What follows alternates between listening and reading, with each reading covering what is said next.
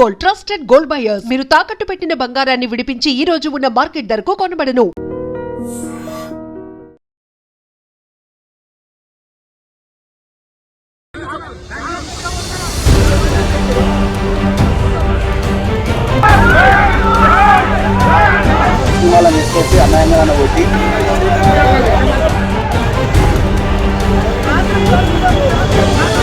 LB Nagar police station ఇక్కడ తీవ్రమైనటువంటి ఒక ఉద్రిక్త వాతావరణం అయితే కనిపిస్తోంది. ఎందుకు అంటే నిన్న రాత్రి జరిగినటువంటి సంఘటన. ఒక క్యాబ్ డ్రైవర్ జీవనాన్ని సాగించే టైంలోనే అంటే ఒక క్యాబ్ డ్రైవర్ని క్యాబ్ నడుపుకుంటూ జీవిస్తున్నటువంటి ఆ క్యాబ్ డ్రైవర్ని టార్గెట్ చేసుకొని ఇప్పుడు మన హైదరాబాద్లో ఎన్ని ఇన్సిడెంట్స్ మనం చూస్తాం రోజు. ఐదర్ బండి కార్కి తగలడమో లేకపోతే ఇంకోటో ఇట్లాంటివన్నీ వెరీ కామన్ అయిపోయినాయి. చూసి చూడనట్టుగా ఏదో అక్కడికక్కడ అరుచుకుంటారు, ఆ తర్వాత వెళ్ళిపోతూ ఉంటారు. సేమ్ అట్లాంటిదే నిన్న ఎల్బీ నగర్ పోలీస్ స్టేషన్కి చాలా దగ్గరగా ఈ ఇన్సిడెంట్ అయితే జరిగింది. క్యాబ్ డ్రైవర్ సురేష్ ఆయన ప్రయాణికులని ఎక్కించుకొని వెళ్తున్నటువంటి టైంలో ఒక్కసారిగా అక్కడ ఒక యువకుడు బండి మీద పోతున్నాడు. పోతుంటే జస్ట్ ఇట్లా టచ్ అయిందట అంతే. బండి దిగి కార్ నడుపుతున్నటువంటి సురేష్ కార్ ఏదైతే ఉందో ఆ కార్ లోపల నుంచి సురేష్ని బయటకి లాగిండు. కార్కి సంబంధించిన కీస్ని లాక్కొని ఆ తర్వాత అక్కడదక్కడనే ఫోన్ చేసిండు చాలామందికి.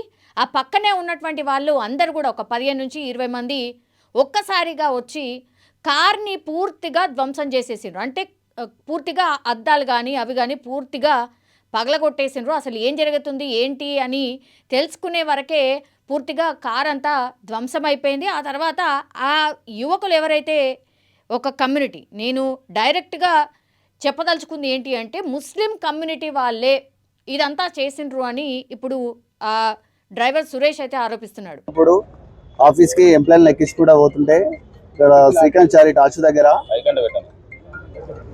కార్ని ఓటకి చేసి నా మీదకి వచ్చి డోర్ లాగి అన్యాయంగా నన్ను కొట్టంగానే ఖాతాలను తీసుకొని వేరే వాళ్ళని తీసుకొచ్చి ముస్లిం వాళ్ళని తీసుకొచ్చి అన్యాయంగా నన్ను కొట్టి కారు పైన మొత్తం అద్దాల గ్లాసెస్లు వలగొట్టి అక్కడ ఉన్న వాళ్ళు మన సైడ్ వాళ్ళు అందరూ జయశ్రీరామ్ ఉందని ఆగి అందరు ధర్నా చేయగానే వాళ్ళు అక్కడి నుంచి పారిపోయింది.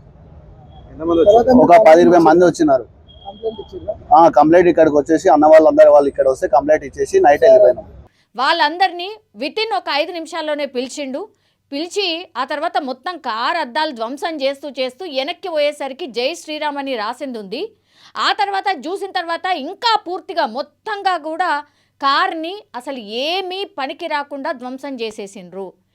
అక్కడ ఒక్కడనే ఉన్నాను కాబట్టి నేనేం చేయలేకపోయినా నా కార్ నా కళ్ళ ముంగటనే పూర్తిగా ధ్వంసం అయిపోయినా నేను ఏం చేయలేకపోయినా చాలామంది వచ్చి వాళ్ళతో వారించే ప్రయత్నం చేసినప్పటికీ కూడా ఏ డ్యామేజ్ అయితే జరగాలనో ఆ డ్యామేజ్ అంతా అయిపోయింది. దీంతో విశ్వ హిందూ పరిషత్కి సంబంధించిన నాయకులు ఇన్ఫర్మేషన్ తెలుసుకొని రాత్రి వచ్చి ధర్నా చేసిండ్రు. మీరు ఎట్లా వదిలిపెడతారు, ఈయన కార్ని ఒకసారి చూడండి, జై శ్రీరామ్ అని రాసింది ఉంటే ఇంత భయంకరంగా ధ్వంసం చేస్తారా, అసలు ఇక్కడ ఏం జరుగుతుంది ఏంది అని రాత్రి ఆందోళన చేయడం.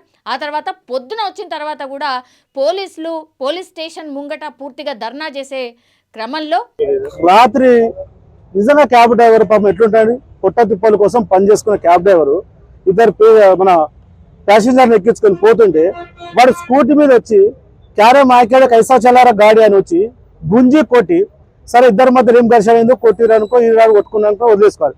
కానీ పక్కనే పోయి 20-30 మంది ఒక ముస్లింలను తీసుకొని వచ్చి కార్ తాళం తీసుకొని రోడ్ బ్లాక్ చేసి, ఎంత ధైర్యం, 20-30 మందిని తీసుకొని వచ్చి ఆ కారును ధ్వంసం చేసి ఆ కారు మీద ఏంటంటే ప్లాన్ చేసిన పాపం ఏంటంటే జై శ్రీరామ్ అని రాసుకోవడం పాపం చేశారు. ఆ జై శ్రీరామ్ అని ఉన్నందుకే ఆ కారు అద్దాలు వాళ్ళ కొట్టారు. ఆ ప్లాన్ కొట్టడం కూడా అదే కారణం. ఉచ్చులుగా అంటారు దీన్ని, తెలంగాణ భాషలో చెప్పేది ఉచ్చులుగా అంటారు. దానికి మన పోలీసులు మద్దతు కలుపుతారు. పోలీసులు రాత్రి అడిగితే అన్న రిక్వెస్ట్ చేస్తారు మనం ఊకోరు అరే ఎన్ని రోజులు ఊకోవాలి. మేము ఇక్కడి వరకు ఎందుకు వచ్చాము అని అంటే ఇప్పుడు ఆ సురేష్ అనే వ్యక్తి ఆయన రోజు క్యాబ్ నడుపుకుంటూ ఉంటాడు. రోజు ఎన్ని ఇన్సిడెంట్లు జరుగుతలేవు, ఇంకా చిన్నగా ఇట్లా తలిగినందుకు అది ఎవరి మిస్టేక్ ఏంది అనేది ఫైండ్ అవుట్ చేయండి. ఆ ఫైండ్ అవుట్ చేయకంటే ముందే వచ్చి ఒక 15-20 మంది కార్ని ధ్వంసం చేసేసిపోతారు. అట్లాగే జై శ్రీరామ్ అని రాసింది ఉన్న తర్వాత ఇంకా తిడుతూ ఆ తర్వాత కార్ని ఎటుకు పనికి రాకుండా పూర్తిగా ధ్వంసం చేసేస్తారా? ఆయన జీవనమే అది. మీరు ఎట్లాంటి కేసులు నమోదు చేసిండ్రు, అసలు వాళ్ళు ఎవరు ఏంది అనేది ఫైండ్ అవుట్ చేసిండ్రా ఏంటి అని పూర్తిగా పోలీసుల ముంగట పోలీస్ స్టేషన్ ముంగట ధర్నా చేసిండ్రు. దీంతో అప్పుడు అంటే వీళ్ళు ధర్నా చేసిన తర్వాత అప్పుడు ఎఫ్ఐఆర్ నమోదు చేసిండ్రట. ఎవరు ఏంది అని కనుక్కునే ప్రయత్నంలో భాగంగా ఎవరో ఒక వ్యక్తి పేరు ఆయుబో సయ్యదో ఏదో సంథింగ్ తేలింది. ఆల్రెడీ ఆయన మీద కేసులు ఉన్నాయట. సో ఇట్లాంటి వాళ్ళు పూర్తిగా గింత ఘోరంగా టార్గెట్ చేసి కొడుతుంటే మీరు ఏం చేస్తున్నారు, పోలీసులు వన్ సైడెడ్గా ఎందుకుంటున్నారు అని ప్రధానంగా వీళ్ళు ఆరోపిస్తున్నటువంటి పరిస్థితి అయితే కనిపిస్తోంది. ఒక్కసారిగా అసలు ఏం జరుగుతోంది ఏంటి అనేది కూడా అర్థం కాని సిచ్యువేషన్లో ఎల్బీ నగర్ పరిసరాలు పూర్తిగా మారిపోయాయి.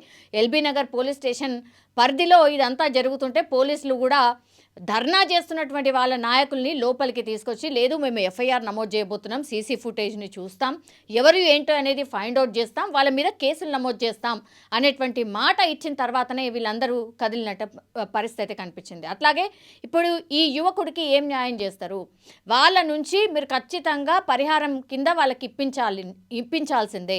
అండ్ ఒక మతాన్ని టార్గెట్ చేస్తూ ఇట్లా దాడులు చేస్తుంటే మీరు ఏం చేస్తున్నారు, టెంపుల్స్ ధ్వంసం అయితే ఇప్పుడు ఏకంగా మనుషుల మీదనే దాడి చేస్తున్నారు, మీరు ఏం చేస్తున్నారు అని క్వశ్చన్ అయితే చేస్తున్నారు.